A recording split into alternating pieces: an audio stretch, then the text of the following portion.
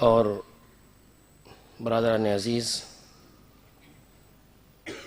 سورہ مبارکہ انبیاء کی اس آیہ کریمہ کے سلسلے سے ہماری گفتگو جاری ہے، جس میں جناب خالق کائنات کا یہ ارشاد ہے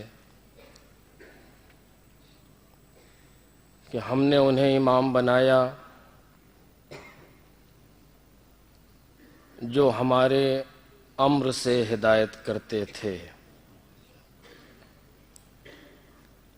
اور ہم نے ان کی جانب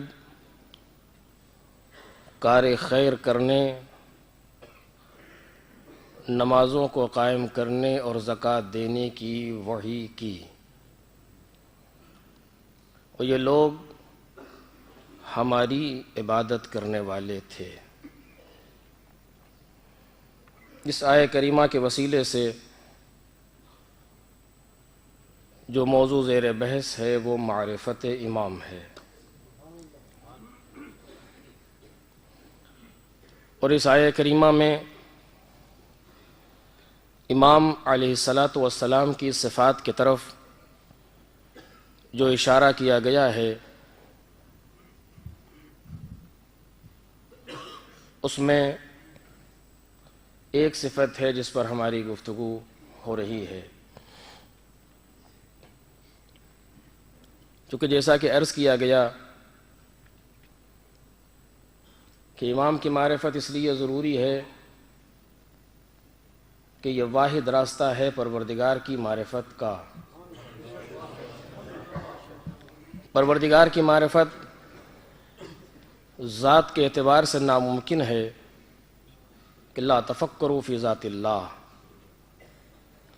صفات کی معرفت، اسماء کی معرفت اور افعال کی معرفت ہو سکتی ہے، اور وہ بھی جتنا انسان کے اندر گنجائش ہے۔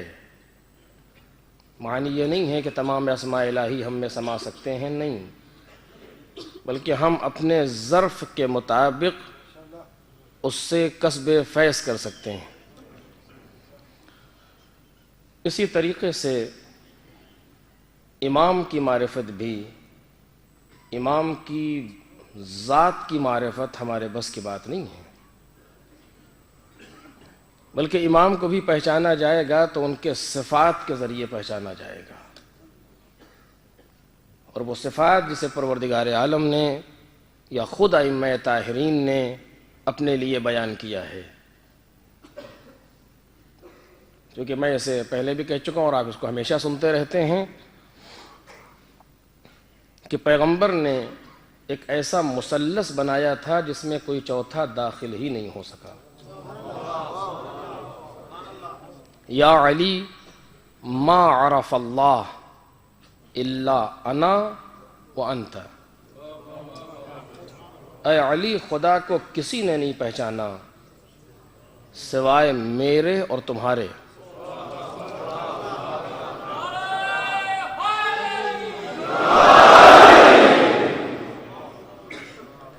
یعنی میرے اور تمہارے میں، الا انا یعنی میں بعنوان سید الانبیاء، میں بعنوان اول مخلوق، یا میں نے پروردگار کو پہچانا ہے یا تم نے پروردگار کو پہچانا ہے۔ اس کے علاوہ کوئی پروردگار کی وہ معرفت حاصل نہیں کر سکتا اور اس منزل پر نہیں پہنچ سکتا۔ اور اس کے بعد بات یہاں پر رکی نہیں ہے،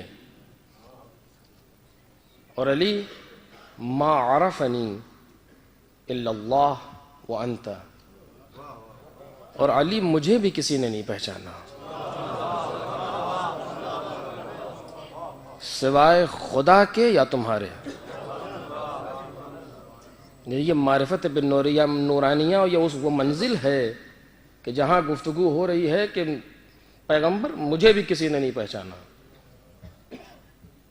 اب کس منزل پر ہے مقام نبوت اور کس منزل پر ہے سرکار کی ذات، کہ کسی نے نہیں پہچانا، کوئی بھی نہیں، نہ کوئی نبی، نہ کوئی رسول، نہ کوئی فرشتہ، کچھ نہیں، الا اللہ وانت، سوائے خدا کے اور تمہارے۔ اور بات یہاں پر بھی نہیں رکی. اور علی ما عرفک الا اللہ و انا، الا اللہ و انا، اور علی تم کو بھی کسی نے نہیں پہچانا. توجہ کر رہے ہیں؟ علی تم کو بھی کسی نے نہیں پہچانا سوائے خدا کے اور میرے.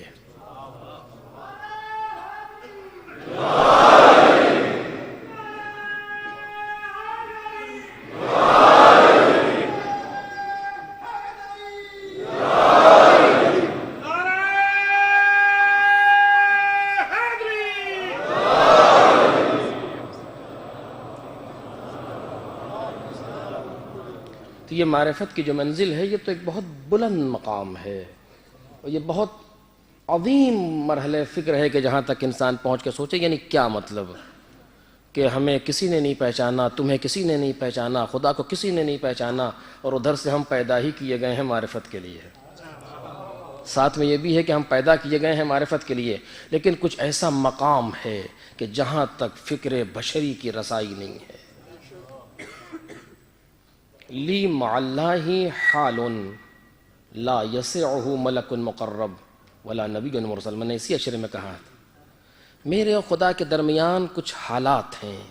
لی مع اللہ حال، اللہ کے ساتھ ایک حال ہے، ایک کیفیت ہے کہ جس کو نہ کوئی ملک مقرب درک کر سکتا ہے اور نہ کوئی نبی مرسل درک کر سکتا ہے. وہ کون سی چیز ہے جسے کوئی نہیں سمجھ سکتا؟ تو اگر سمجھ سکتا ہوتا تو بتا ہی دیتا. لیکن کچھ ایسا ضرور ہے کہ جو سخت ہے، توجہ کیجیے گا، کچھ ایسا ضرور ہے کہ جو فکر بشری سے بالاتر ہے، کچھ ایسا ضرور ہے کہ جہاں پر رسائی ممکن نہیں ہے انسان کی، جہاں جا کر کے ذہن تھک کے ٹھہر جاتا ہے. وہ یہ ہر جگہ پہ ہے. آج بھی وہ ایک اسی سلسلے کی ایک کڑی جو پردہ غیب میں ہے.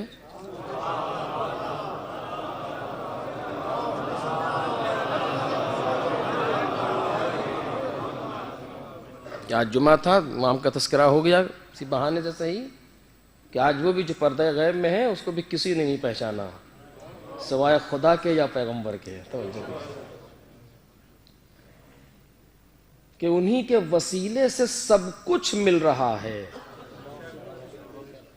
وَبِيُمْنِهِ رُزِقَ الْوَرَى وَبِوُجُودِهِ ثَبَتَتِ الْأَرْضُ وَالسَّمَاءُ، کہ جن کی برکت سے تمام مخلوقات کو رزق مل رہا ہے. اور رزق سے مراد صرف یہی نہیں ہے جو ہم رزق ظاہری کھا رہے ہیں، نہیں، جس قسم کا رزق تصور ہو سکے. اللہم ارزقنی معرفتک، یہ بھی ایک رزق ہے. اور جہاں پر جس کو بھی رزق مل رہا ہے، جس چیز کا رزق مل رہا ہے، وہ حضرت کی برکت سے مل رہا ہے. اور انہی کے وجود سے زمین و آسمان قائم ہیں. آپ سوچئے یعنی کون سی ایسی شخصیت ہے؟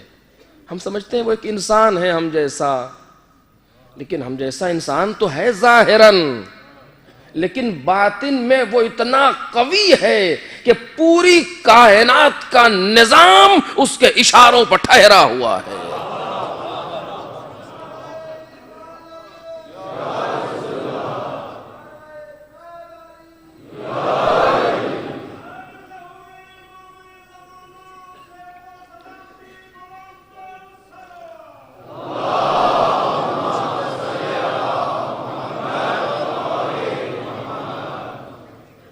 پوری کائنات کا نظام اس کے اشاروں پر ٹھہرا ہوا ہے کہ اشاروں پر پوری کائنات گردش کر رہی ہے. بہرحال یہ مراحل فکر کافی بلند ہیں. میں صرف اتنا کہنا چاہ رہا تھا کہ یہ نہ کوئی سمجھے کہ اگر ہم نے معرفت کے مقام پر مجالس پڑھ دی یا مجالس سن لی یا کتاب پڑھ دی تو ہم پہچان گئے انہیں. نہیں، اگر ہم بہت زیادہ پہچانیں گے بھی تو ان کی کچھ صفتوں کو پہچانیں گے، اس سے زیادہ نہیں. ان کے کچھ باتوں کو، ان کے کچھ نام کو، ان کی کچھ چیزوں کو پہچانیں گے، اس سے زیادہ نہیں. ورنہ معرفت ان کی ذات کی، ان کی معرفت نورانیت کہاں تک ہے اس کو تو ہم محسوس نہیں کر سکتے. پہچاننا تو دور کی بات ہے، ہمارے سمجھ میں نہیں آ سکتی بات. اور اس کو آپ دیکھیے، ایک شخص نے دیکھا کہ جناب ابو ذر غفاری اور دوسروں سے بھی روایت کی گئی کہ مسجد میں بیٹھے ہوئے ایک انسان کا چہرہ بہت غور سے دیکھ رہے ہیں. تو کہا کہ ایسے جیسے کبھی تم نے دیکھا ہی نہیں ان کو، اس طرح دیکھ رہے ہو. کہا نہیں، ہم نے دیکھا تو ہے لیکن تم نے سنا نہیں ہے کچھ. کہ کیا نہیں سنا؟ کہ میں نے اپنے انہی کانوں سے پیغمبر کو کہتے ہوئے سنا ہے کہ جس نے اس کا چہرہ دیکھا اس نے عبادت کی ہے.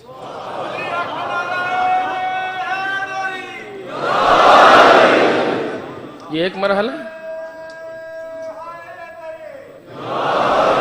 یہ ایک مرحلہ.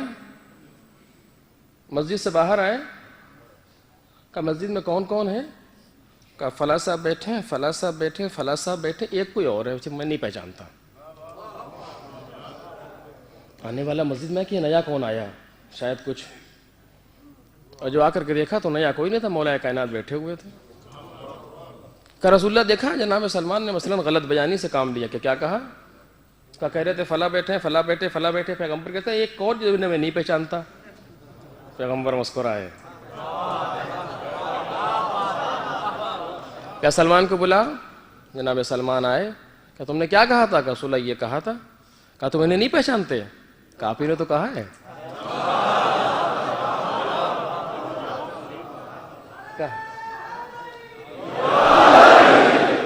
کہ رسول اللہ آپ ہی نے تو کہا ہے کہ یا علی ما عرفک الا اللہ انا، تمہیں کسی نے نہیں پہچانا سوائے خدا کے اور میرے. تو میں کیسے پہچانوں کہ یہ کون ہے؟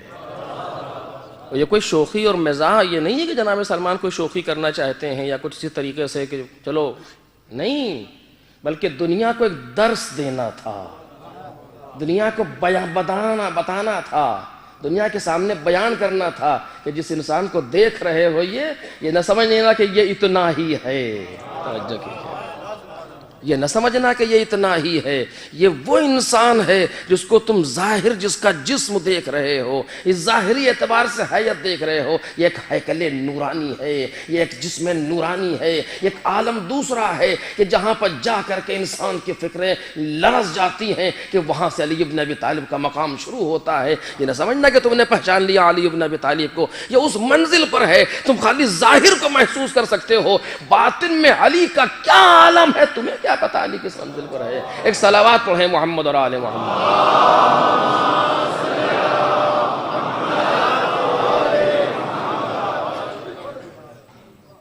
اور اسی لیے یہاں پر میں اس کو آگے نہیں بڑھاؤں گا، نہ بات بڑھ جائے گی. اسی لیے مولا کائنات کی زندگی میں متضاد چیزیں نظر آ رہی ہیں، تضاد آپس میں.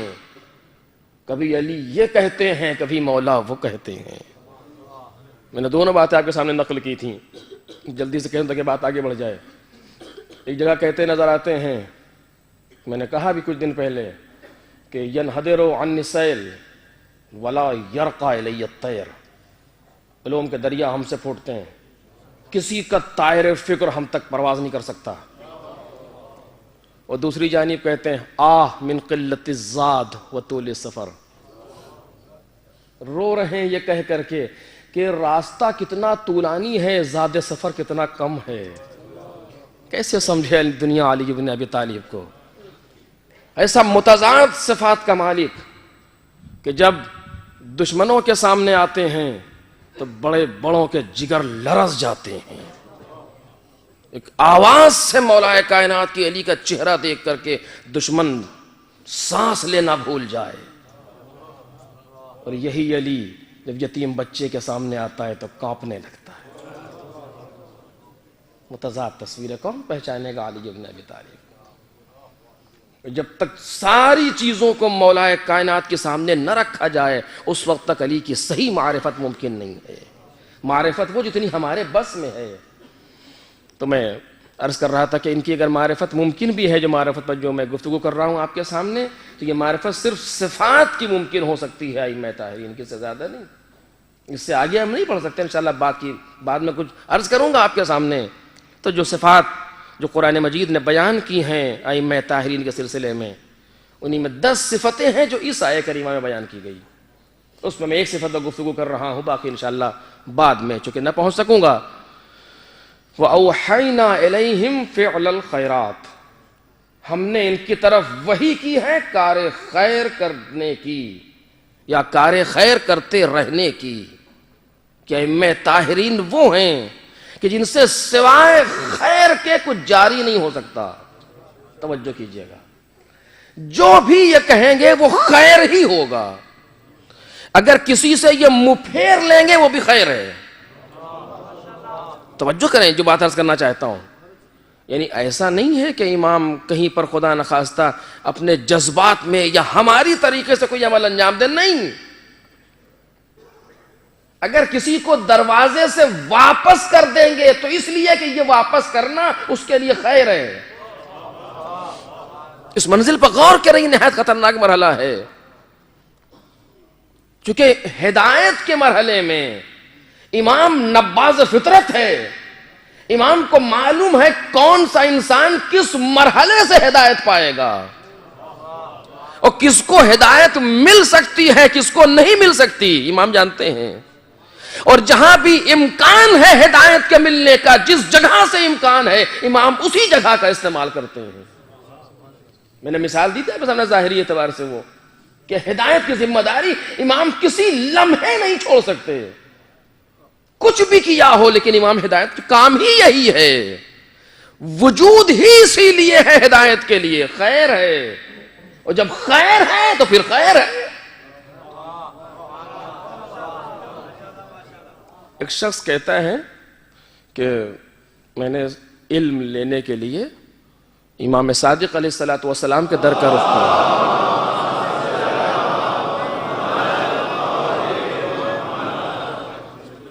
امام کے دروازے پہ گیا علم لینے کے لیے تاکہ کچھ سیکھ سکیں، اور امام نے ملنے سے انکار کر دیا. سوچیے آپ کیفیت کیا ہوگی. اور یہ بھی امام نہیں مانتا ہے، جعفر ابن محمد کے دروازے پر گیا ہے مثلا علیہ الصلوۃ والسلام، امام نے انکار کر دیا. اب یہ وہ مقام ہے کہ جہاں سے انسان کی زندگی کا فیصلہ ہوتا ہے، انسان کے مستقبل کا فیصلہ ہوتا ہے. ایسے مقام پر جب دن میں ہم کہہ رہے تھے امتحان کی گفتگو، یہ وہاں سے واپس آیا. اس سے پہلے علم سیکھنے کے لیے کسی دوسرے دروازے پر جاتا تھا، مالک ابن انس. وہاں جانا چھوڑ دیا اس نے، اور اتنا غم طاری ہوا امام کے واپس کرنے سے کہ گھر سے نکلنا چھوڑ دیا، کہیں پر جانا چھوڑ دیا، سوائے واجبات کے نماز کے لیے گھر سے باہر بھی نہیں آتا. اور ایک عجیب سی کیفیت ہے. اور جہاں علم لینے کے لیے جا رہا تھا وہیں امام نے واپس کیا، اس طرح سے کہا کہ ہمارے پاس کچھ اوراد ہیں، کچھ اذکار ہیں، تم جہاں جاتے ہو وہاں جاؤ، ہم مشغول انسان ہیں. واپس چلا گیا. اب لیکن یہ فکر ہے کہ ہم کو جو اس طریقے سے واپس کیا وجہ کیا ہے. اب دیکھیے گا یہاں پر انسان کا امتحان ہے. یہاں پر اگر غلط فکر آ گئی ذہن میں، جیسے ہمارے یہاں ہوتا ہے، کچھ ہو جائے، ذرا بھی کچھ ہو جائے، سوائے منفی کے مثبت سوچ ہی نہیں سکتے.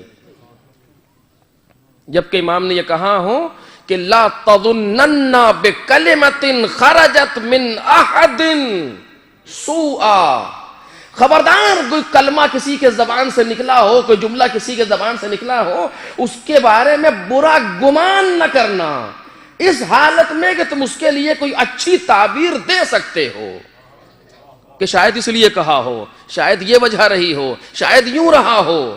اگر کسی کے دروازے پہ گئے انہوں نے کہا کہ ابھی نہیں مل سکتے، تو یہ نہ سوچنا کہ متکبر ہیں، مغرور ہیں، اور دولت آ گئی اور پیسہ آ گیا اور یہ ہو گیا. یہ سوچنا شاید کہیں درد ہو رہا ہو، شاید طبیعت خراب ہو، شاید یہ ہو. یہ کیوں نہیں ذہن میں آتا؟ صرف منفی ہی کیوں آتا ہے؟ کیونکہ فکر کو ہم نے اپنی منفی کر لیا. ایک صلوات پڑھیں محمد اور آل محمد.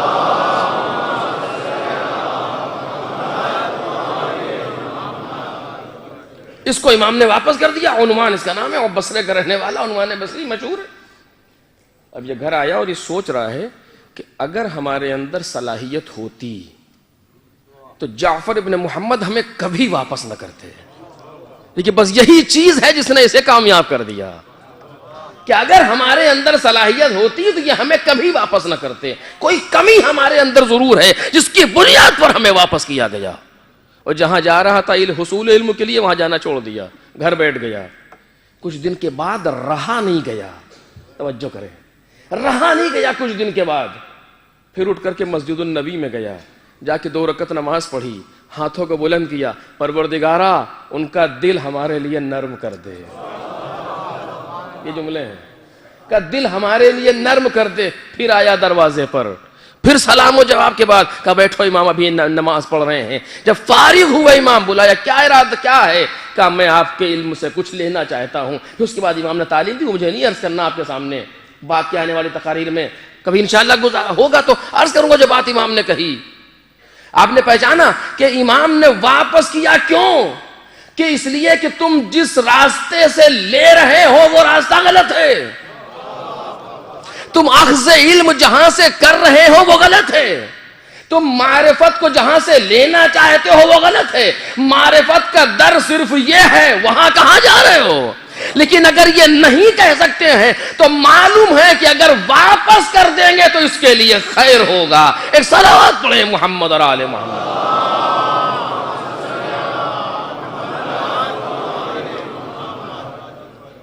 کس منزل تک امام علیہ الصلوۃ والسلام انسان پر نظر رکھتے ہیں. ایک شخص کو امام نے پھر اپنے گھر سے واپس کے لوگ آئے ملنے کے لیے, اس نے کہا نہیں تم امام کہہ رہے واپس جاؤ. گھر میں لیٹ کے سوچ رہا پتہ نہیں کون کون زیدیہ اور شیخیہ اور حروریہ اور قدوریہ سارے کے سارے جا رہے ہیں, ہمیں امام نے کیوں منع کر دیا. ابھی یہ فکر آ رہی تھی, آگے نہیں بڑھی تھی کہ مسئلہ خراب ہو. دق الباب کیا کسی نے, کون کہ چلو تم کو امام بلا رہے ہیں. توجہ کیجیے گا, چلو تمہیں امام بلا رہے ہیں. جلدی سے بھاگتا ہوا گیا, کہ سن مسئلہ کسی شیخیہ زیدیہ کا نہیں ہے. اس وقت ہمارے پاس بادشاہ کے کچھ جاسوس بیٹھے ہوئے تھے, ہم نے نہیں چاہا کہ تم بعنوان محب پہچانے جاؤ.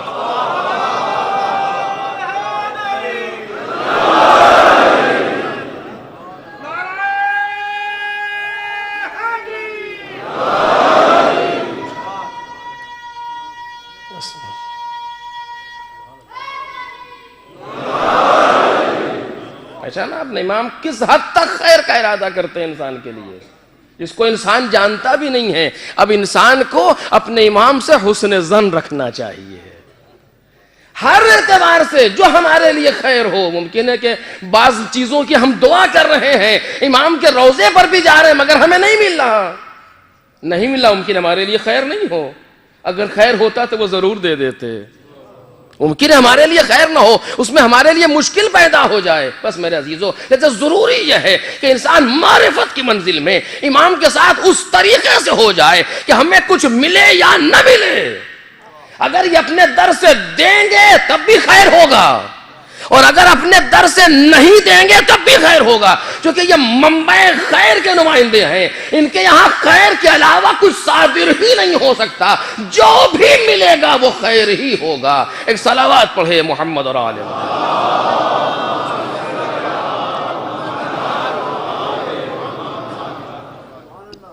بس میں اپنی بات کو آخری منزل پر لانا چاہتا ہوں, توجہ کریں. جب خیر کی گفتگو ہے, یعنی اپنے آپ کو بہتر بنانا, چونکہ میں کہہ چکا کہ پروردگار منبع خیر, اور اس خیر کا ظہور ائمہ طاہرین سے. اور اب انسان میں جتنا خیر پیدا ہوگا اور جتنا شر سے دور ہوگا اتنا ان سے قریب ہوگا. توجہ کیجئے, چونکہ خیر محض ذات پروردگار, جہاں شر کا تصور نہیں, اور اس پروردگار کے خیر کے مظہر ائمہ طاہرین, جہاں شر کا تصور نہیں پیدا ہو سکتا. یہ خیر ہی خیر ہیں, اور ان کے علاوہ ہم اور آپ جیسے لوگ مکس ہیں. کچھ خیر ہے, کچھ شر ہے, کچھ اچھائی ہے, کچھ برائی ہے.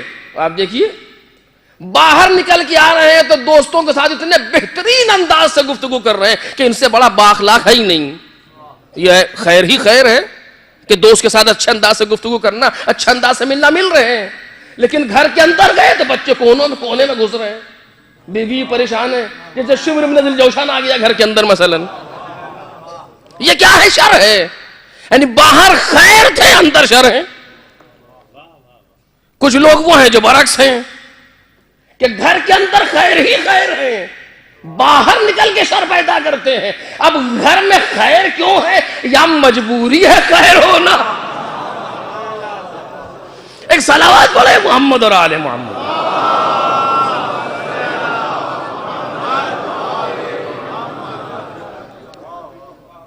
تو خیر و شر مکس ہے ہمارے یہاں، ایک میدان میں خیر ہے، ایک میدان میں بہتر ہے، اچھے ہیں، دوسرے میدان میں برے ہیں۔ بھائی کے ساتھ سلوک اچھا نہیں ہے، دوسرے کے ساتھ اچھا سلوک ہے، وہاں صحیح ظاہر ہے، یہاں غلط ہے۔ مسجد میں آئے تو بہترین نمازی، بازار میں گئے تو بہترین، کچھ برعکس منزل ہے، بازار میں جا رہا ہے تو نہایت ایماندار، مسجد سے پتہ ہی نہیں اس کا۔ تو یہ مکس ہے انسان کے اندر خیر و شر۔ امام چونکہ خیر ہی خیر ہے، جتنے پرسنٹ ہم زندگی میں خیر پر ہوں گے، توجہ کیجئے، اتنا امام سے نزدیک ہو رہے ہوں گے۔ کیسے؟ جو میں نے پہلے آپ سے کہا تھا، روحانی اعتبار سے، توجہ کیجئے، چونکہ امام سے نزدیک ہونا دو اعتبار سے میں نے عرض کیا تھا، یا جسمانی اعتبار سے یا روحانی اعتبار سے۔ روحانی یعنی صفات کے اعتبار سے، امام کی صفات میں خیر ہی خیر ہے، شر کا تصور نہیں ہے۔ اور کوئی دکھا نہیں سکتا امام کی زندگی کے کسی شعبے میں شر نظر نہیں آئے گا۔ امام کے تعلقات اپنی زوجہ کے ساتھ، امام کے تعلقات اپنے بچوں کے ساتھ، امام کے تعلقات اپنے دوستوں کے ساتھ، امام کے تعلقات اپنے اعزاء کے ساتھ، امام کے تعلقات اپنے چاہنے والوں کے ساتھ، امام کے تعلقات اپنے پروردگار کے ساتھ، سب بیلنس ہے۔ ہمارے یہاں کارٹونی لائف بنتی ہے کہ کارٹون کی طریقے سے، مثلا ہاتھ لمبے ہو گئے پیر چھوٹے، پیر لمبے کر دیے سر چھوٹا، سر بڑا ہو گیا دھڑ چھوٹا، یہ ہوتا ہے ہمارے یہاں۔ مسجد میں چلے گئے تو وہی کے ہو گئے، باقی سب بھول گئے، ادھر چلے آئے تو یہی کے ہو گئے، اس کو بھول گئے۔ میں اس کو عرض کروں گا انشاءاللہ بات کی تقاریر میں۔ لیکن امام کی لائف وہ ہے جو زندگی کا کوئی شعبہ، ایک شعبہ دوسرے پر حاوی نہیں ہوتا۔ توجہ کریں، یہ خیر کی منزل دیکھیں امام کی، ہاں کتنی بیلنس لائف ہے امام کی، کہ میں نے ابھی عرض کیا کہ وہی علی ابن ابی طالب جو میدان جنگ میں جب آتا ہے تو جب آواز دیتا ہے انا الذی سمتنی امی حیدرا، تو مرحب جیسے کا دل لرز جاتا ہے، مرحب جیسے کہ دل کو دہلا دیتا ہے علی ابن ابی طالب کا ایک رجز۔ لیکن یہی علی جب ایک بیوہ کی مشق لے کر کے اس کے آگے آگے چلتا ہے اور وہ بیوہ یہ کہتی ہے خدا تجھ پر رحم کرے، ایک تو ہے جو میری اس طریقے سے مدد کر رہا ہے، اور ایک وہ علی ابن ابی طالب ہیں جنہوں نے کبھی مڑ کے نہیں پوچھا کہ مجھ پر کیا گزر رہی ہے۔ تو یہی علی اس بیوہ کے سامنے کہتا نظر آتا ہے کہ تو دعا کر خدا علی کو معاف کر دے۔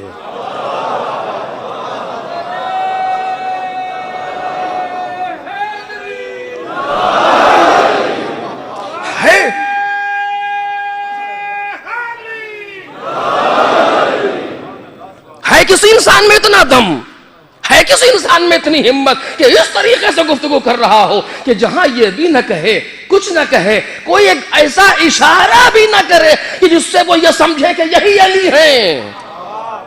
نہیں کچھ نہیں کہہ رہے تو دعا کر خدا علی کو معاف کر دے۔ یہی علی میدان جنگ میں اس طریقے سے نظر آتا ہے کہ آگے علی کے سامنے کوئی ٹک نہیں پا رہا، وہ یہی علی سر جھکائے ہوئے دعا مانگ رہا ہے پروردگار سے۔ وجہ کیا ہے؟ یہ لائف میں بیلنس ہے، توجہ کیجئے گا، لائف میں توازن ہے، زندگی متوازن ہے۔ کیوں؟ چونکہ یہ خیر ہے، اس لیے کہ خیر ہے، شر ان کے پاس نہیں آ سکتا۔ جس زندگی کے جس شعبے میں نظر پڑتی ہے وہ شعبہ علی ابن ابی طالب کا اجاگر نظر آتا ہے۔ ایسا نہیں ہے کہ عبادت تعلقات پر غالب آ جائے یا تعلقات عبادت پر غالب آ جائیں۔ عبادت کا وقت ہے، میدان میں علی ابن ابی طالب مصلی بچھاتا نظر آتا ہے۔ جنگ کا میدان ہوتا ہے تو ساری چیزوں کو چھوڑ کے جنگ کے میدان میں نظر آتے ہیں۔ میرا نتیجہ کیا ہے کہ کس چیز کا نتیجہ ہے یہ؟ کیونکہ علی یہ خیر ہے، یہ خیر ہے، ان کی زندگی میں ہر طرف خیر نظر آئے گا، اور ہم خیر اور شر سے مکس کیے ہوئے اپنی زندگی کو، تو یہ خیر محض ہے۔ توجہ کیجئے، ہم ان سے قریب ہونا چاہتے ہیں صفت کے اعتبار سے، روحانی اعتبار سے، تو جتنا زندگی میں شر کو ختم کرتے جائیں گے اتنا خود بخود ان سے نزدیک ہوتے جائیں گے۔ آپ خود جا کر کے سوچئے، میں بھی سوچوں گا اور سوچتا رہتا ہوں، آپ بھی سوچئے کہ ہماری زندگی کتنے پرسنٹ امام زمانہ سے نزدیک ہے، کتنے پرسنٹ؟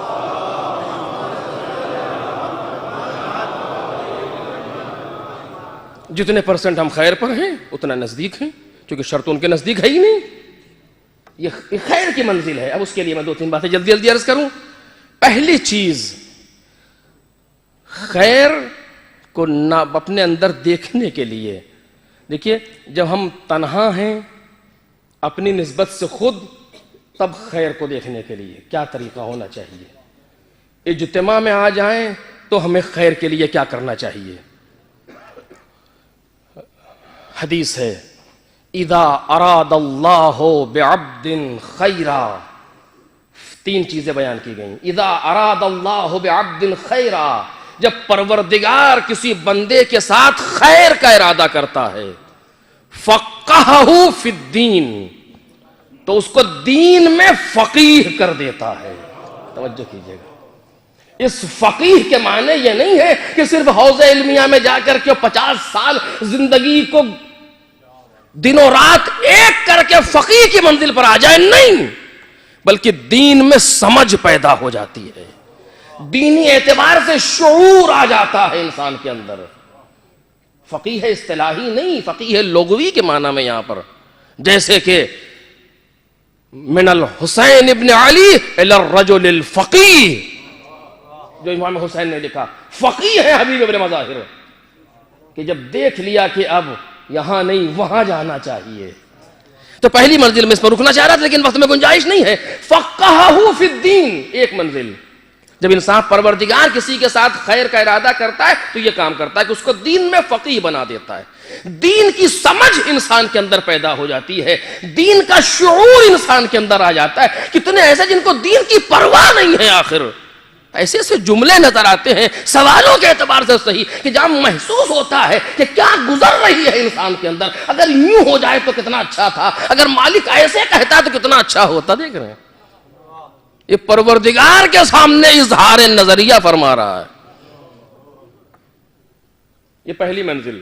دوسری منزل، وَزَہَّدَهُ فِي الدُّنْيَا، جب پروردگار کسی کے ساتھ خیر کا ارادہ کرتا ہے تو اس کو دنیا میں زاہد بنا دیتا ہے۔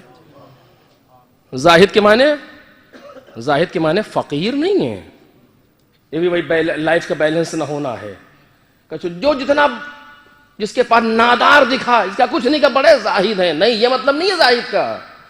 زاہد کا میں ایک لفظ میں ترجمہ کروں آپ کے سامنے، انسان کے پاس بھری ہو دولت لیکن ممکن ہے کہ پھر بھی زاہد ہو، اور انسان کے پاس کچھ نہ ہو پھر بھی دنیا پرست ہو۔ یہ معیار نہیں ہے دولت۔ زاہد ہونا یہ ہے، توجہ کریں، زاہد ہونا یہ ہے کہ دولت تمہارے قبضے میں رہے، تم دولت کے قبضے میں نہ رہو، دنیا تمہارے قبضے میں ہو، تم دنیا کے قبضے میں نہ ہو۔ زاہد کے معنی یہ ہے کہ جو اللہ کی راہ میں جا رہا ہو اس پر انسان کو دینے میں خوشی حاصل ہو رہی ہو، احساس غم نہ ہو رہا ہو۔ اب خیر، زہد ایک موضوع ہے جس کو میں اس وقت نہیں چھیڑنا چاہتا، ورنہ موضوع در موضوع بات آگے بڑھے گی۔ یہ دوسری چیز۔ تیسری بات جو مجھے کہنا تھی وہ حدیث کی تیسری چیز، وَبَصَّرَهُ بِعُيُوبِهِ، توجہ کریں، بس اس منزل کو بیان کرنا چاہ رہا تھا انفرادی اعتبار سے خیر کے لیے، جو راستہ ہے خیر تک پہنچنے کا۔ وَبَصَّرَهُ بِعُيُوبِهِ، بِعُيُوبِ نَفْسِهِ، پروردگار عالم جب کسی کے ساتھ خیر کا ارادہ کرتا ہے تو اس کو اپنے نفس کے عیبوں پر بصیر بنا دیتا ہے۔ کیا مطلب؟ آپ دیکھیے، ہم کو دوسروں کے عیب نظر آتے ہیں، اپنا عیب نظر نہیں آتا، دوسروں کے عیب دکھائی دیتے ہیں۔ آپ نے کبھی کسی کو سنا کہتے ہوئے کہ معاف کیجیے گا ہمارے اندر یہ برائی آ گئی اور ہم ایسے ہو گئے اور سب کچھ تو ٹھیک ہے لیکن ہم جھوٹ بولنے لگے اور کیا کروں، ہمارے اندر غیبت کچھ ہے؟ کبھی سنا آپ نے کسی کو؟ میں نے تو نہیں سنا اپنی اتنی عمر میں۔ جب بھی سنا تو فلاں کے وہ ان کے اندر یہ چیز پائی جاتی ہے، ٹھیک تو ہے لیکن اگر یوں ہوتے تو اور اچھا ہوتا، کبھی یوں کیوں نہیں ہوتے، اپنے لیے کیوں نہیں کہا؟ چونکہ شیطان کا حربہ یہ ہے، توجہ کریں عزیزو، شیطان کا حربہ یہ ہے کہ دوسروں کے عیب دیکھو، اپنے نہیں۔ اور پروردگار جب کسی کے ساتھ خیر کا ارادہ کرتا ہے تو دوسروں کے عیب سے آنکھیں بند کر کے اپنے عیب پر آنکھیں کھول دیتا ہے، کہ جب انسان اپنے عیب کو دیکھے گا، دو لوگوں میں جھگڑا ہو جائے اور آپ جائیے پوچھنے کے لیے دونوں کے پاس، اپنی برائی کبھی نہیں بتائے گا، یعنی اس کو دکھائی نہیں دے رہی کہ بتائے، دوسرے کی بتائے گا فوراً۔ لیکن جو واقعاً جس کو پروردگار عالم کے ساتھ خیر کا ارادہ کرے وہ شرمندہ ہوتا ہے، نہیں وہ تو صحیح تھا، میں غلط تھا، میرے اندر یہ مشکل تھی، میرے اندر یہ چیز، کیوں کہتا ہے انسان ایسے کہ پروردگار عالم اسے اپنے عیب پر بصیر بنا دیتا ہے؟ تو یہ ایک منزل ہے خیر کو حاصل کرنے کی انفرادی اعتبار سے، کہ جب بھی ایسی منزل آئے تو دوسروں پر نظر ڈالنے سے پہلے اپنے اوپر نظر ڈالو، اور اگر اپنی برائیاں نظر آئے تو استغفار کر کے نظر آؤ، اور اگر اچھائیاں دکھائی دیں تو سجدے شکر میں چلے جاؤ، پروردگار کرا شکر ہے تو نے مجھے اس قابل بنا دیا۔ ایک صلوات پڑھ دے محمد اور آل محمد۔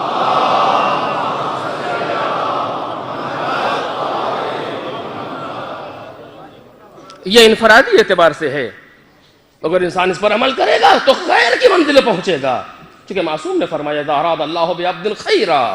اور دوسری چیز پوچھا گیا پیغمبر سے صلی اللہ علیہ وآلہ وسلم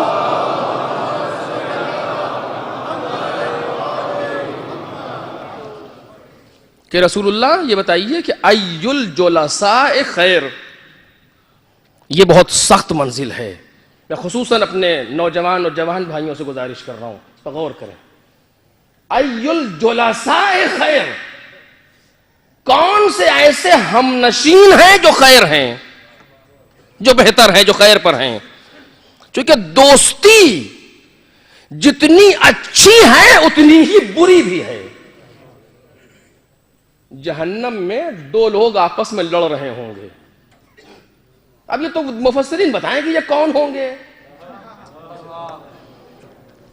دو لوگ آپس میں لڑ رہے ہوں گے، ایک دوسرے کو جوتا ماریں گے کہ میں تیری وجہ سے آیا، وہ کہے گا میں تیری وجہ سے آیا۔ ایک صلوات پڑھیں محمد اور آل محمد۔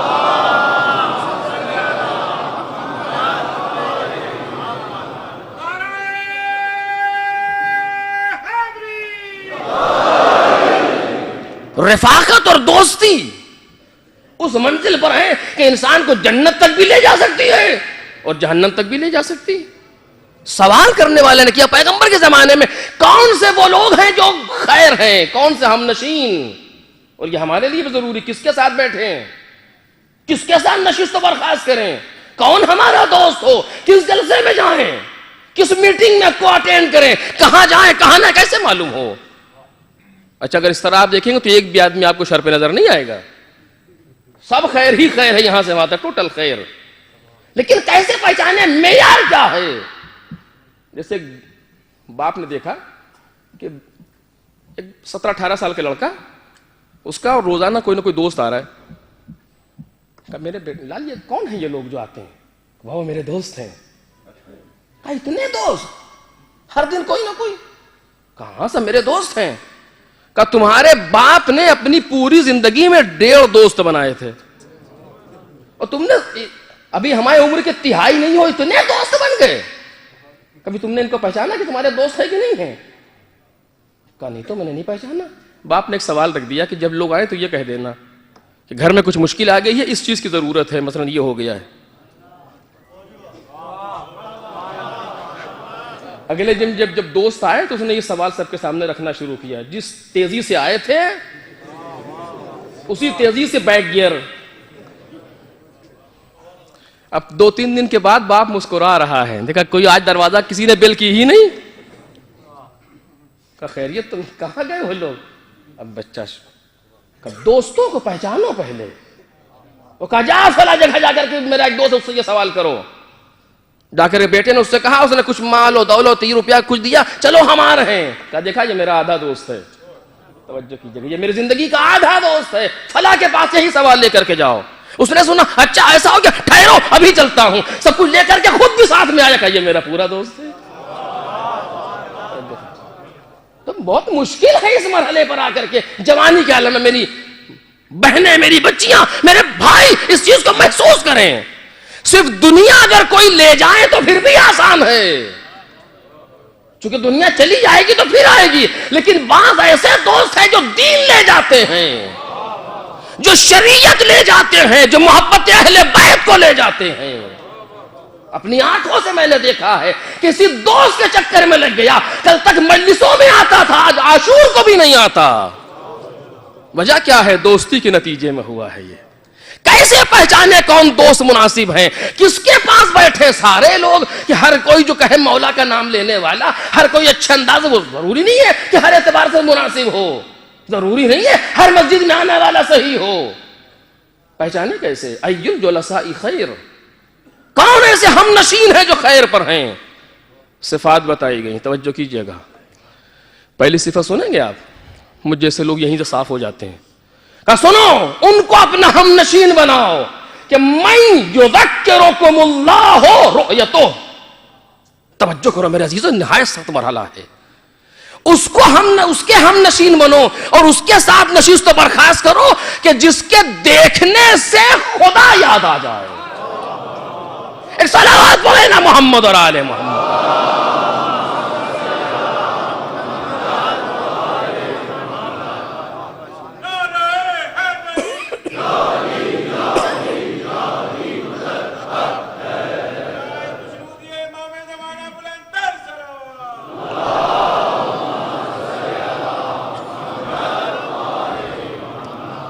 من یذکرکم اللہ رؤیتہ, جس کا دیکھنا تمہیں خدا کی یاد دلا دے. ابھی کچھ کہا نہیں ہے اس نے, بولا نہیں ہے, ابھی گفتگو نہیں ہوئی, صرف اس پر نظر پڑی کہ خدا یاد آ گیا. یعنی اس کا ظاہر ایسا ہے کہ جس کے دیکھنے سے خدا یاد آ جائے. کچھ لوگ آئے مولا کائنات کے پاس, امام کے پاس, یکی امام, اور کہا تم کون ہو تم لوگ؟ کہا ہم آپ کے شیعہ ہیں. نظر ڈالی, دروازہ بند کر لیا, کہ تمہارے اندر کوئی شیعوں کی نشانی نہیں پائی جاتی. دیکھ رہے ہیں آپ؟ اور پھر اس کے بعد صفات بیان کی ہے کہ ہمارا شیعہ کیسا ہوگا, ہمارا شیعہ کیسا ہوگا. اس کی ایک علامت یہ ہے کہ خوف خدا میں رونے کی وجہ سے اس کی آنکھ سرخ ہوگی. یہ وہ کمال کی منزل ہے, کیٹیگریز ہے جسے امام بیان کر رہے ہیں. بہرحال اس سے بحث نہیں ہے کہ وہ اس کے ساتھ اٹھو بیٹھو جس کے دیکھنے سے خدا یاد آ جائے. کتنی سخت منزل, اگر اس سے گفتگو کروں کافی وقت لگے گا, بس صرف ترجمہ کر رہا ہوں آپ کے سامنے. من یذکرکم اللہ رؤیتہ وزاد فی علمکم منطقہ, یا وزادکم فی علمکم منطقہ, اور جس کے بولنے سے تمہارے علم میں اضافہ ہو. توجہ کیجئے گا, جس کے بولنے سے تمہارے علم میں اضافہ ہو, نہ یہ کہ جس کے بولنے سے تمہارے گناہ میں اضافہ ہو. اچھے خاصے گھر میں بیٹھے تو ٹھیک تھے, کوئی گناہ بھی نہیں تھا. کہیں چلے گئے دوست کے پاس, انہیں جو شروع کی غیبت کی ایک قطار, تو وہ بولتا رہا, ہم سنتے رہے, وہ بھی خوش رہا, ہم بھی خوش رہے. اب جو گھر واپس آئے تو ایک بار گناہ ہے جو پیٹ پر لیے چلے آ رہے ہیں. چونکہ سننے والا اور کہنے والا دونوں ایک ہی درجے میں شمار ہوتے ہیں. کہ وہ کہ زادکم فی علمکم منطقہ, کہ جس کے بولنے سے, جس کی گفتگو سے تمہارے علم میں اضافہ ہو. یہ منبع خیر بتایا جا رہا ہے, مرکز خیر بتایا جا رہا ہے لوگوں کے لیے.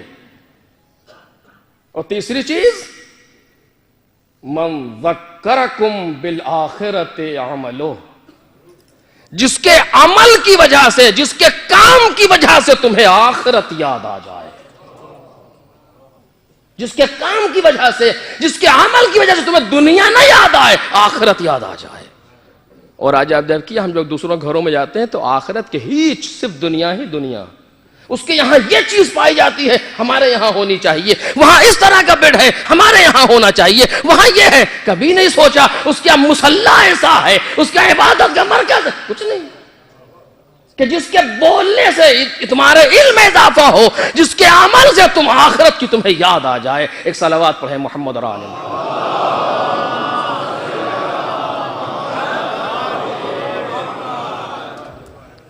اور اس کے بعد یہ دو طریقے عملی جو میں نے بتایا کہ انفرادی طریقہ کہ اپنے عیبوں کو دیکھو دوسروں کے نہیں خیر کی طرف چلو گے، اور دوسرا اجتماعی طریقہ ان کے ساتھ بیٹھو جن میں یہ صفتیں ہوں، اور تیسرا پروردگار سے رابطہ.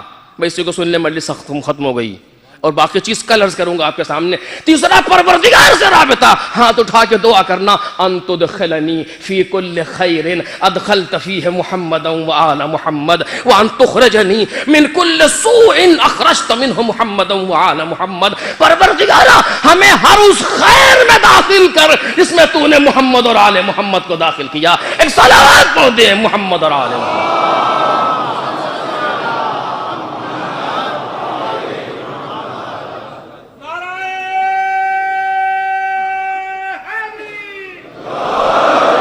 اب یہاں پر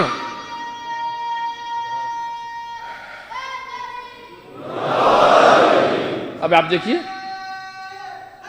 بس اب اس مقام پر آپ دیکھیں کہ پروردگار کی بارگاہ میں 10 بدعا ہو ہر اس خیر میں داخل کر دے. ایک صاحب نے تبصرہ فرمایا کہ یہ دعا غلط ہے. نعوذ باللہ، کہ جرأت کرتا ہے انسان. کہا کیوں؟ کہا یہ اہل بیت کی مثلاً یہ اہل بیت کی توہین ہے اس میں. خیریت کہ اس خیر میں داخل کرتے جہاں جس خیر میں وہ ہیں، یہ ممکن ہی نہیں ہے. دیکھ رہے ہیں آپ کیسی کیسی سازشیں ہیں آل محمد سے دور کرنے کی. حیرت ہوتی ہے انسان کو کیسی کیسی سازشیں ہیں آل محمد سے دور کرنے کے لیے. ہر اس خیر میں داخل کر دے جس میں آل محمد ہیں. کہ یہ ہو ہی نہیں سکتا. کیوں؟ کہ جہاں وہ ہے خیر کی منزل پر وہاں ہم کہاں پہنچ سکتے ہیں؟ تو دعا نے کب یہ کہا ہے کہ ہمیں وہاں پہنچا دے. توجہ کیجئے، یہ کہاں سے آ گیا کہ ہمیں وہاں پہنچا دے جہاں محمد اور آل محمد ہیں؟ نہیں ہم یہ کبھی دعا نہ کوئی کر سکتا ہے، نہ کسی کے بس کی بات ہے کہ ہم کو وہ مقام عطا کر دے جو علی ابن ابی طالب کے مقام میں سوال ہی نہیں پیدا ہوتا.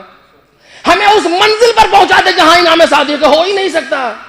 نہیں، ہمیں اس خیر میں داخل کر جس میں محمد اور آل محمد ہیں. لیکن ایک چیز کو شعار بنا کر کے، ایک چیز کو نعرے کے طور پر بنا کر کے، ایک چیز کو ایک لہر بنا کر کے قوم میں ڈالنا تاکہ اس ایک دعا سے بھی انسان دور ہو جائے. آل محمد کے اندر صداقت پائی جاتی ہے. کہ کیسے نہیں پائی جاتی؟ کہ پھر آپ جھوٹے بن جائیے اس کے بعد سے، کیونکہ سچے بنیں گے تو ان جیسے ہو جائیں گے. نہیں پھر کیوں نہیں کیوں آخر؟ کہانی وہ صداقت کی جس منزل پر ہے کہ یہی تو ہم بھی کہہ رہے ہیں.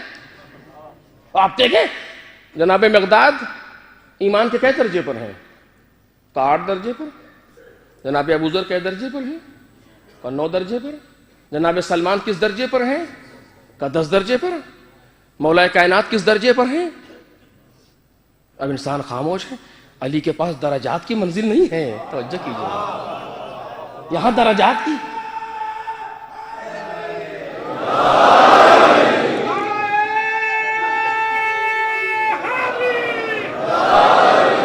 یہاں درجات کی منزل نہیں ہے.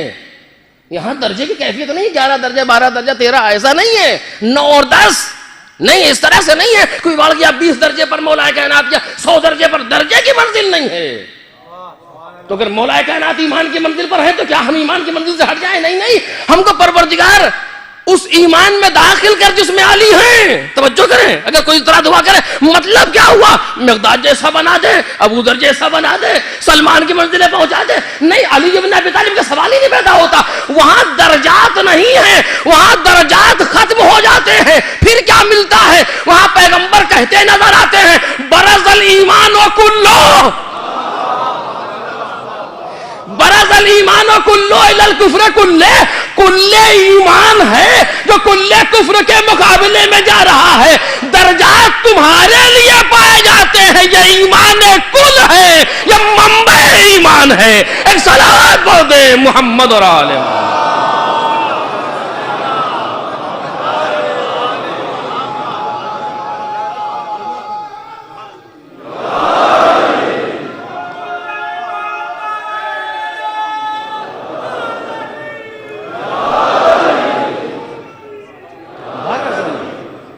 برز الایمان کلو، درجات نہیں ہے وہاں. یہ کل ایمان ہے، یعنی ایمان کو جسم دیا جائے تو علی ہے. اور اس پر میں کیا کروں، نہیں پہنچ سکا، میں آپ کے سامنے عرض کرتا، باتیں رہ گئی اس منزل پر. صداقت، کل صداقت علی بن ابی طالب. دیکھیے عربی میں قاعدہ ہے، اس کو آپ نے سنا بھی ہوگا کہ مثلا آپ کسی کو، کوئی انسان عادل ہے تو اسے کہنا ہے تو کہیں گے عادل ہے، ہوا عادل. لیکن اگر اس کی عدالت بہت زیادہ ہو تو پھر اسے عادل نہیں کہتے، اسے عدل کہتے ہیں. یہ عربی میں ہے. پھر اس کو عادل نہیں کہا جاتا، اسے عدل کہا جاتا ہے، کیونکہ اس منزل پر آ گیا کہ یہ کل عدل بن گیا وہ. اسی طریقے سے جو بھی خیر کی منزل ہے، توجہ چاہتا ہوں، جو بھی صفات خیریہ ہیں انسانی، جس منزل پر بھی آپ دیکھیں گے ائمہ اس میں فاعل کی منزل پر نہیں ہے، مصدر کی منزل پر ہیں. اگر انہیں صادق کہا جا رہا ہے ہمارے اور آپ کے سمجھنے کے لیے، ورنہ یہ صادق نہیں، صداقت ہے. ایمان میں کل کی منزل پر ہیں. تو اگر خیر کی دعا مانگ رہے ہیں ان کے ساتھ، یعنی خیر کو 2 4 5 درجے پہنچاتے، یہ وہ ہیں جن کے یہاں درجات نہیں ہے، جو کل خیر کی منزل ہیں. خیر کل ہے جو اس کو پروردگار عالم نے اس کائنات میں نازل کیا. ایک صلوات پڑھ دے محمد اور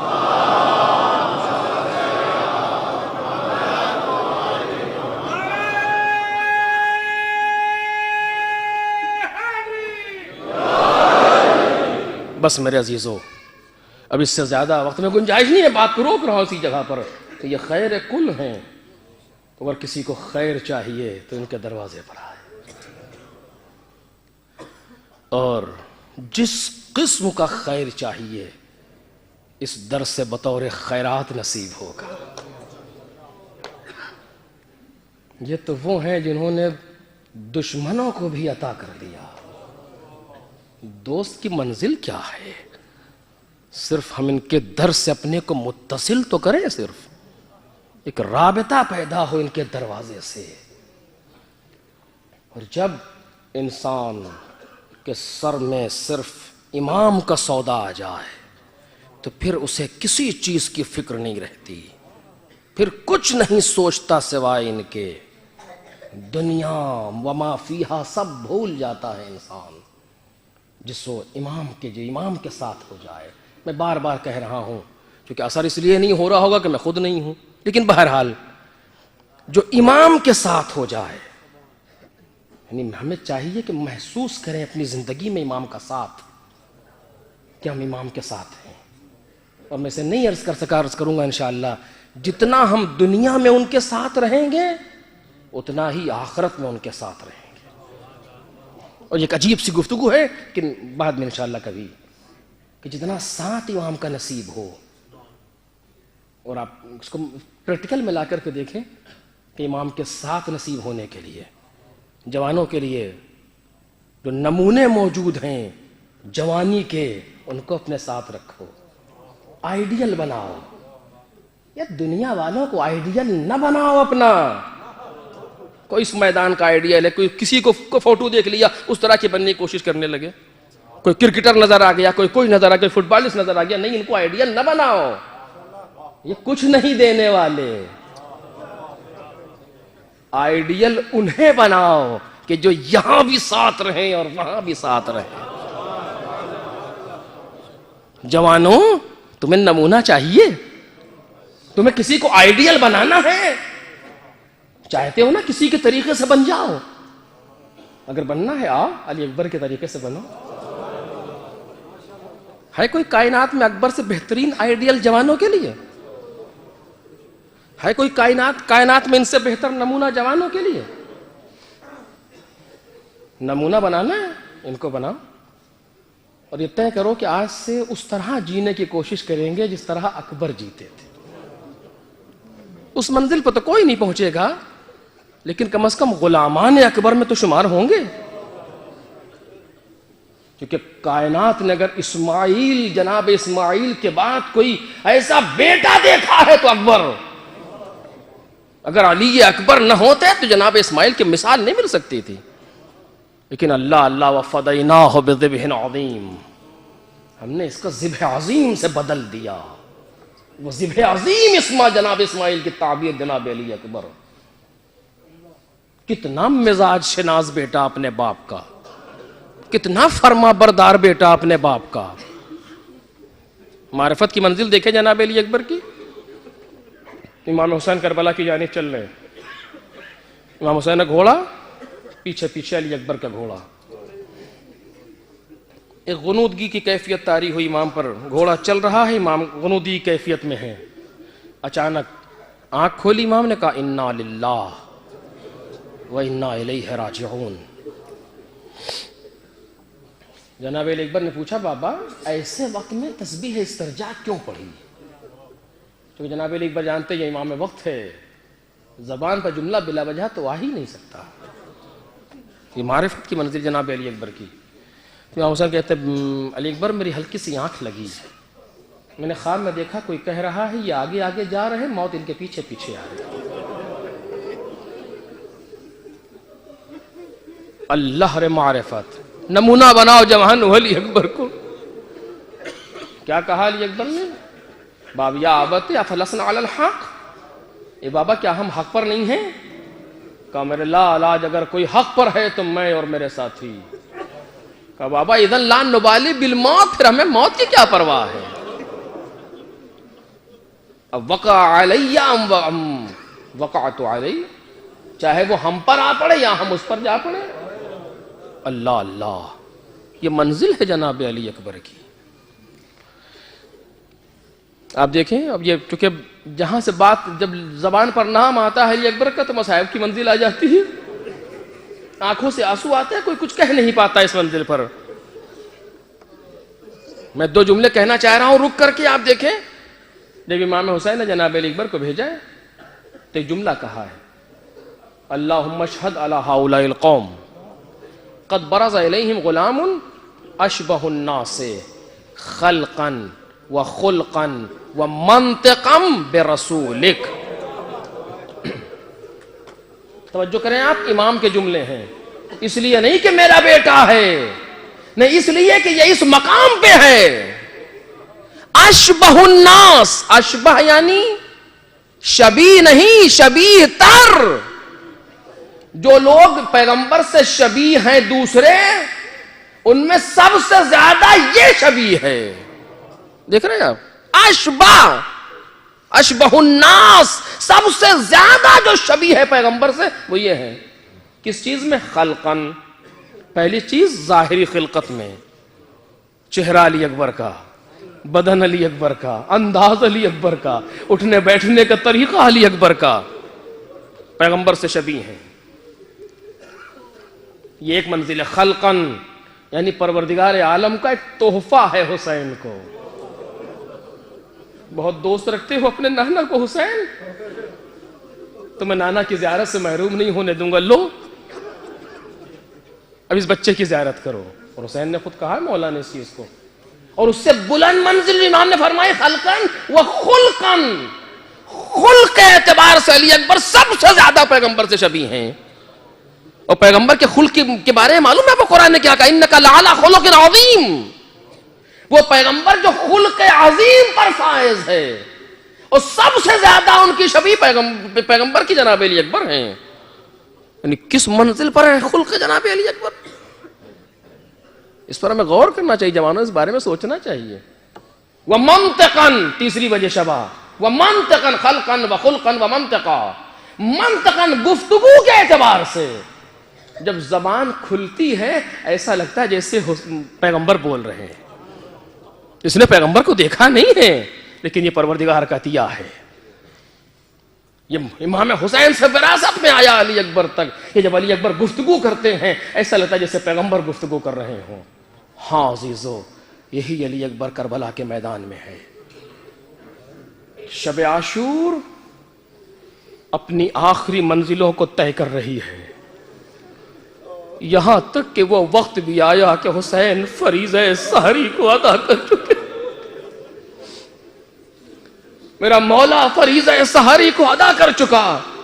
اور اس کے بعد ایک مرتبہ حسین نے آواز دی, اینا اینا ولدی علی, میرا بیٹا علی اکبر کہاں ہے؟ علی اکبر باپ کے سامنے آئے, بابا غلام حاضر ہے. علی اکبر جی چاہتا ہے کہ آج اذان تم کرو. حسین ابن علی مدینے سے ایک مؤذن لے کر کے چلے ہیں جس کا کام ہے اذان دینا, حجاج ابن مسروق. لیکن آج صبح عاشور کی اذان حجاج نہیں دے گا, آج صبح عاشور کی اذان علی اکبر دیں گے. مجھے نہیں معلوم یہ اذان دے کر کے ہمایون حسین نے کتنے کام کیے ہیں. یہ اذان علی اکبر سے کہلوا کر کے دشمنوں کو بتایا, اگر رسول کو بھولے ہوئے ہو تو اب بھی یاد کر لو. یا یہ اذان کہلوا کے حسین ابن علی نے اہل حرم کو بتایا, آخری بار پیغمبر کا لہجہ سن لو. یا یہ اذان کہلوا کر کے امام حسین نے قیامت تک آنے والے جوانوں کو بلایا, اٹھو جوانوں, تمہیں علی اکبر آواز دے رہا ہے کربلا سے.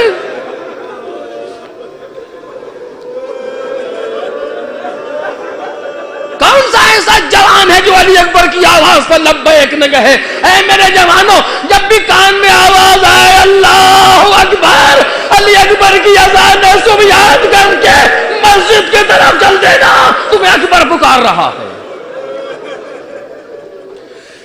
صبح عاشور کا آغاز علی اکبر کی اذان, صبح عاشور کی انتہا حسین ابن علی کا سجدہ. کتنا محترم تھا وہ میدان جس کا آغاز اذان سے ہوا, جس کی ابتدا, جس کا انجام سجدے پر ہوا. ابھی بھی کوئی حسین ابن علی کا چاہنے والا اذان و سجدے کو بھول سکے گا؟ علی اکبر گلدستہ اذان پر آئے, آواز دی اللہ اکبر. بس اس آواز کا پہنچنا تھا کہ قیامت آ گئی. جیسے ہی جناب زینب نے اس آواز کو سنا, اللہ اکبر, نانا کا زمانہ نظروں میں گھل.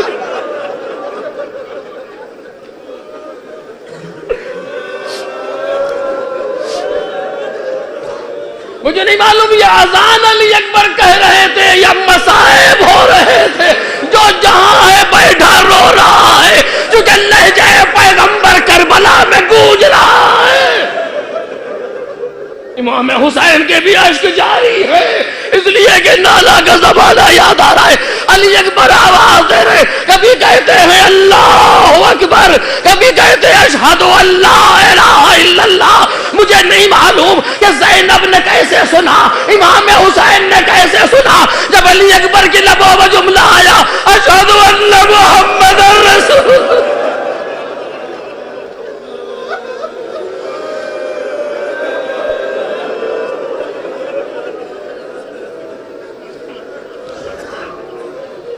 علی اکبر کی اذان تمام ہوئی, حسین ابن علی مصلی عبادت پر آئے. نماز صبح کے فریضے کو ادا نہ کیا گیا, ابھی تعقیبات سے نماز سے فارغ نہ ہونے پائے تھے کہ تیروں نے حسین کا استقبال کیا. آدھے سے زیادہ لشکر امام حسین کا اس حملے مغلوبہ میں شہید ہو گیا. آدھے سے زیادہ لشکر حسین ابن علی کا ان تینوں کی بارش میں لوگ شہید ہو گئے. لوگوں نے صفیں لگا دی ہیں, انصار نے صفیں لگائے ہوئے ہیں, گھوڑوں کو راستے میں لگائے ہیں. ایسا نہ ہو کوئی تیر شیطانیوں کے خیمے تک پہنچ جائے. ہماری موجودگی میں ہم پیغمبر کو کیا جواب دیں گے؟ سینے چھلنی ہوتے جا رہے ہیں لیکن کوئی تیر خیمے تک نہیں آ سکتا. اس کے بعد ایک ایک کر کے میدان میں جانے لگا. جنگ تن بتن شروع ہوئی. ایک ایک ساتھی میدان میں گیا, نماز صبح سے جنگ شروع ہو گئی اور ظہر تک یہ سلسلہ جاری رہا امام حسین کے ساتھیوں کے ساتھ. ابھی زہیر زندہ ہیں, ابھی حبیب زندہ ہیں, ابھی سعید زندہ ہیں, ابھی کتنے لوگ موجود ہیں جو جا رہے ہیں. اور اب اس کے بعد جب کوئی نہ رہ گیا, مقتل کربلا کہتا ہے بنی ہاشم میں سب سے پہلے جانے والا علی اکبر ہے. اول من خرج من بنی ہاشم هو علی بن الحسین الاکبر. بیٹا باپ کے سامنے آیا, بابا, بلکہ بعض جگہوں پر ہے کہ حسین ابن علی نے کہا تقدم ولدی, میرے لال بسم اللہ. اب سوچئے ایک طرف 18 برس کی جوانی ہے، جناب علی اکبر کی 4 عمر لکھی گئی، 18 سال، 19 سال، 25 سال، 27 سال، لیکن جو پہلی عمر لکھی ہے لوگوں نے وہ 19 سال لکھی ہے۔ ایک طرف 18-19 برس کی جوانی ہے اور دوسری طرف 57 برس کا بڑھاپا ہے۔ علی اکبر باپ کے سامنے ہے، بابا مرنے کی اجازت، میدان جنگ کی اجازت۔ حسین ابن علی نے اپنے لال کو اجازت دی۔ بہت سخت ہے عزیزہ، بہت رو گئے۔ حسین ابن علی نے اپنے بیٹے کو اجازت دی، میرے لال بسم اللہ۔ اپنے ہاتھ سے علی اکبر کے گھوڑے پر بٹھایا حسین نے۔ مقتل کے جملے ہیں، جب علی اکبر گھوڑے پر بیٹھے حسین نے ایک مایوسانہ نظر ڈالی۔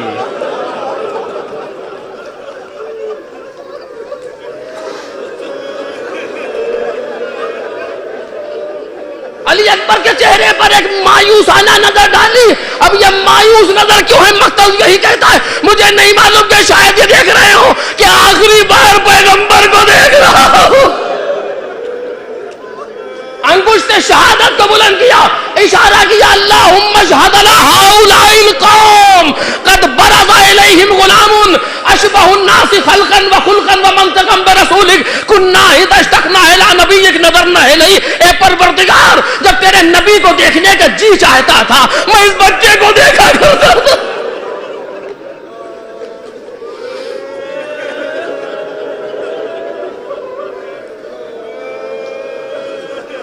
خیمے سے جناب علی اکبر چلے۔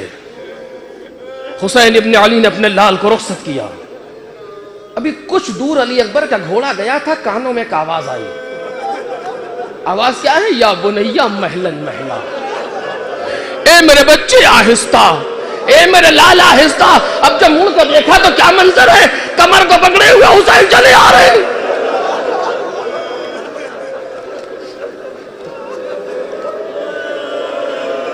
لجامے فرس کو کھینچا، گھوڑا رکا، اتر آئے علی اکبر، بابا آپ نے تو رخصت کر دیا تھا، کیوں رحمت فرمائی؟ ارے کیا کہے حسین علی اکبر سے، ایک جملہ کہا، اس سے زیادہ کچھ نہ کہہ سکے۔ آواز دی، میرے لال جب تک سامنے رہے مڑ مڑ کے دیکھتے رہنا۔ اللہ رے حسین کا اشتیاق، اللہ رے قلب حسینی میں درد اکبر۔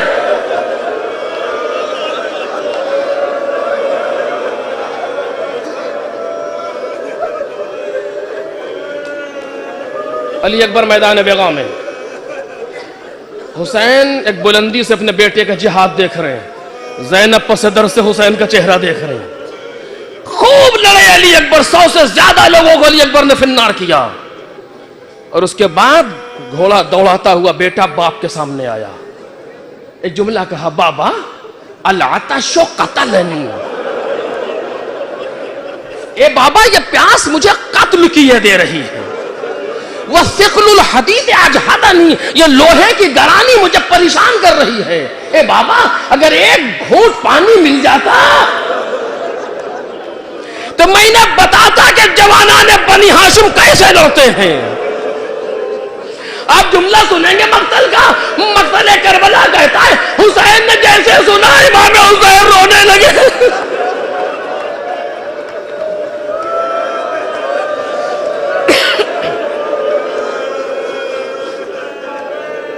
امام حسین کے آنسو نکلنے لگے، رونے لگے۔ حسین ابن علی کچھ نہیں کہا بچے سے، علی اکبر اپنی زبان میرے دہن میں دے دو۔ علی اکبر نے اپنی زبان باپ کے دہن میں دی، فوراً کھینچ لی، بابا آپ کا دہن تو مجھ سے زیادہ خشک ہے۔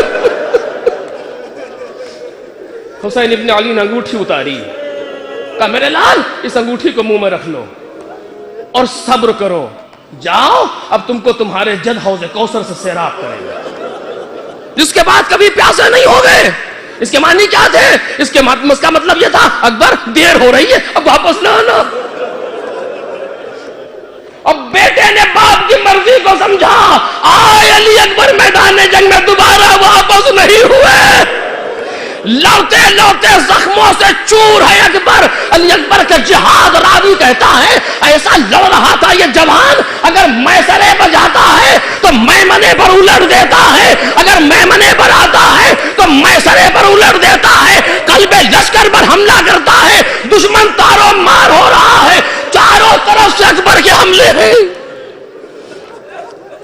ایک شقی نے اپنے آپ کو ایک چیز کے پیچھے چھپایا. علی اکبر محو وقا ہے دشمن سے, اس نے پہلو سے ایک نیزہ مارا, نیزہ علی اکبر کے پہلو پر لگا اور توڑتا ہوا سینے تک اتر آیا. علی اکبر نے مڑ کے دیکھا, نیزہ ٹوٹ گیا, سینے میں برچھی کی یعنی در آئی. لیکن جو جملے مقتل کے پڑھ رہا ہوں, ابھی تک علی اکبر میں طاقت ہے, گھوڑے پر بیٹھے ہیں اور ابھی بھی جنگ کر رہے ہیں. اچانک ایک تیر لگا اکبر کے گلے پر. یہ جملے میرے نہیں ہیں, مقتل کے جملے ہیں. علی اکبر کے گردن پر ایک تیر لگا, اب سنبھلا نہ گیا, گھوڑے کی گردن میں باہیں ڈالی. سن سکو تو سنو عزیزو, گھوڑے کی گردن میں باہیں ڈالی, گھوڑا لے کر کے دشمنوں کی طرف چلا. ارے جہاں سے اکبر گزرتے ہیں,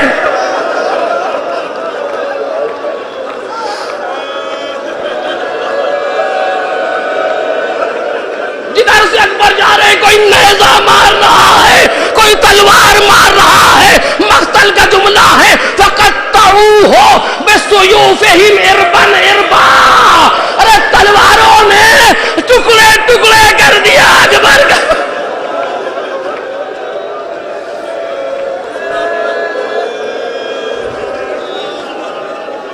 اب علی اکبر میں بھی طاقت نہیں ہے گھوڑے پہ بیٹھنے کی, یہاں تک کہ گھوڑے سے گرتے ہیں, آواز دی یا ابتا علیک منی السلام, اے بابا میرا سلام ہے آخر.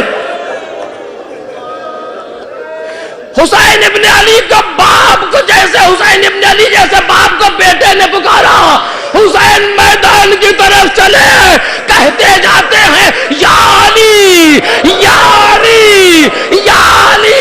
اے میرے مولا کسے پکار رہے ہو؟ ارے کربلا کی علی کو یا نجف کے علی کو؟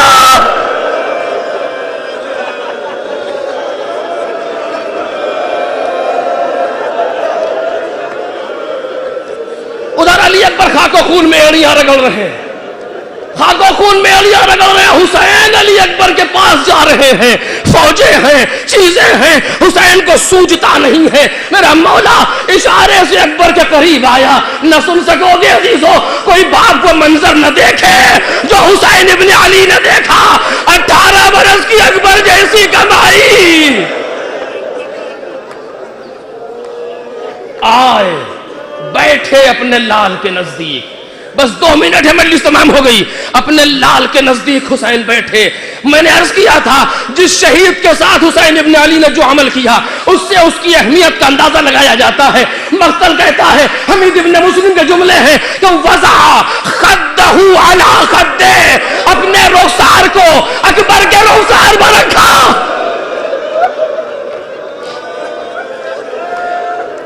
سنو عزیزو, اپنے رخسار کو اکبر کے رخسار پر رکھا, اور ایسا حسین چیخ کر روئے کہ نہ اس کے پہلے کبھی روئے تھے نہ اس کے بعد کبھی روئے.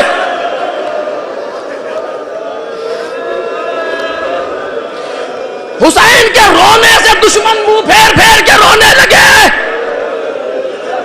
نہیں, میں 2 منٹ آپ کو روکوں گا تاکہ اس جملے کا حق ادا ہو جائے. بس عزیزو تمام ہو رہی ہے مجلس, صرف 2 منٹ سن لو. ایک عالم دین کہتے کربلا میں رہتے تھے, انہوں نے ایک عجب منظر دیکھا. کیا کہ ایک عرب ہے, ایک شیخ, وہ آ کر کے حسین ابن علی کے زری کو پکڑ کے بہت بلک کے روتا ہے. اور یہ کئی دن سے یہ منظر دیکھ رہے تھے کہ بہت تڑپ کے روتا ہے اور کچھ کہتا ہے. ایک دن یہ زری کی زیارت کے بہانے سے اس کے پاس گئے کہ دیکھو کہتا کیا ہے, شاید کوئی ایسی مشکل ہو جسے میں حل کر دوں, کیونکہ دیکھا نہیں جا رہا, بہت عجیب انداز سے روتا ہے. جب نزدیک گئے, کان لگایا, دیکھا کہہ رہا تھا اے صاحب قبر کے خدا, سنیں گے دعا آپ, اے صاحب قبر کے خدا, میرے کوئی اولاد نہیں ہے, مجھے ایک بیٹا دے دے, مجھے ایک بیٹا دے دے, اور جب میرا بیٹا جوان ہو تو مجھ سے لے لے.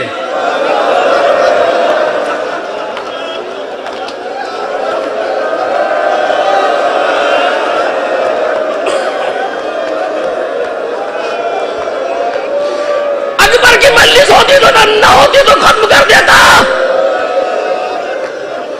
بیٹا جوان ہو تو مجھ سے لے لے، مجھے کچھ احساس تو ہو کہ بیٹے کا داغ کیسا ہوتا ہے۔ یا عالم دین کہتے ہیں میں لرز گیا کہ یہ دعا میرے بس کی نہیں ہے، کہ مجھے یقین ہو گیا کہ دعا پوری ہوگی۔ اس کا پیچھا کیا، یہ کون ہے، کہاں رہتا ہے، کیا نام ہے، ساری چیزوں کو معلوم کیا، اس سے دوستی بڑھائی، دوستی پیدا کی، یہاں تک کہ گھریلو تعلقات ہو گئے، آنے جانے لگے۔ ایک دن ان کی زوجہ نے کہا کہ اس کی زوجہ حاملہ ہے۔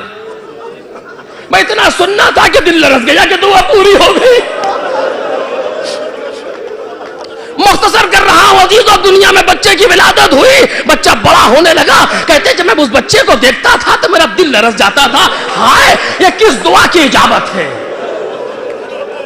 بچہ جب جوانی کی منزل پر آیا، 18-19 سال کی منزل پر، تو کہتے میں نے کربلا سے کہیں باہر جانا چھوڑ دیا کہ نہ جانے کب دعا کا دوسرا حصہ پورا ہو جائے۔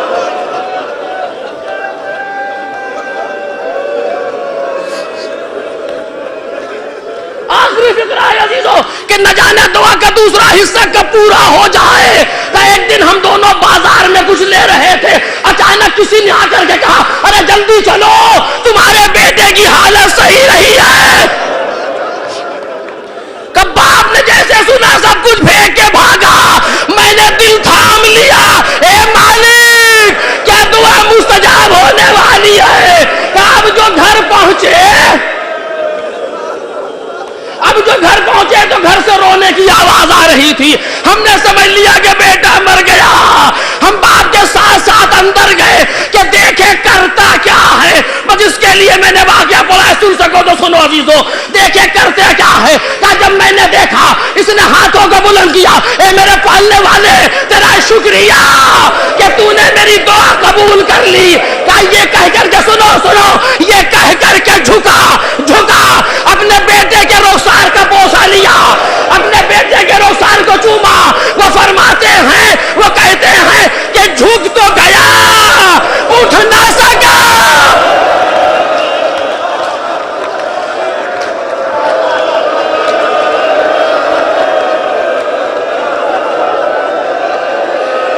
اپنے بیٹے کے لاشے پر جھک تو گیا اٹھ نہ سکا۔